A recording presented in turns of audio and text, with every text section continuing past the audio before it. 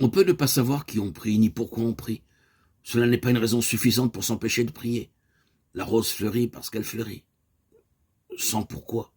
Écrit Angelus Silesius dans Le Pèlerin chérubinique. L'homme prie parce qu'il prie sans pourquoi. C'est son être même qui fleurit.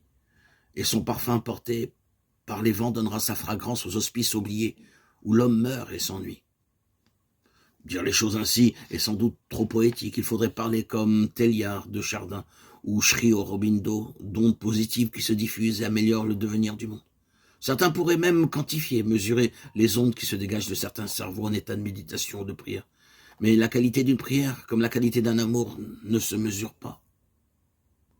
Prier, c'est méditer avec le cœur. Prier, c'est accéder à une conscience de plus en plus vivante,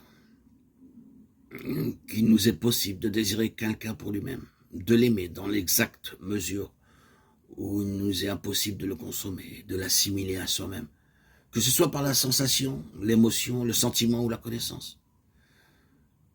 Ce désir nommé prière révèle dans l'homme la possibilité de désirer l'impossible. Il est possible de demeurer ouvert à quelque chose qu'on ne pourra pas saisir, qu'on ne pourra pas avoir, dont on ne pourra pas faire un avoir. On ne peut avoir l'autre sans le détruire, sans le réduire à l'état d'objet. On ne peut avoir Dieu, on peut être avec lui. L'important, ce n'est pas d'avoir la vérité, c'est d'être vrai. Yeshua, Jésus, n'a jamais dit « j'ai la vérité », mais « je suis la vérité ». Littéralement, je suis éveillé. La vérité est une vigilance et non un dogme. C'est en ce sens qu'elle nous rend libres. On peut seulement s'ouvrir à cette réalité, à cette présence qui nous échappe à mesure qu'on s'en approche. Alors, nous pouvons dire ce qu'a écrit Marguerite Porete en 1250. Je suis ivre, non pas du vin que j'ai bu, mais je suis ivre de tout le vin que je n'ai pas bu. Cette parole de la mystique peut être aussi parole du sage et du savant. Je suis ivre non pas de ce que je connais, je suis ivre de tout ce que je ne connais pas.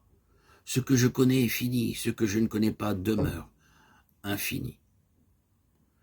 C'est au bord de ces abîmes enivrés que le désir et la prière peuvent nous conduire. En tout cas, dans cette ouverture de l'intelligence et du cœur à une présence infiniment proche et toujours inaccessible.